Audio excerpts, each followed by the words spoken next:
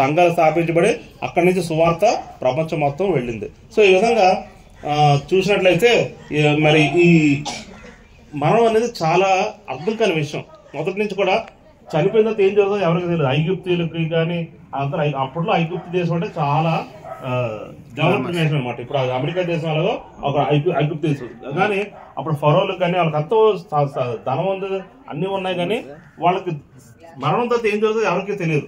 So మరణం తర్వాత ఏం జరుగుతుందో ఏంటో అన్న విషయం తెలియాలంటే ఎవరు చెప్పగలరు అంటే మరణం చూసి, అంటే ఈ మరణం దాటి మళ్ళీ వచ్చి మనకు చెప్పాలి ఎవరొకరు.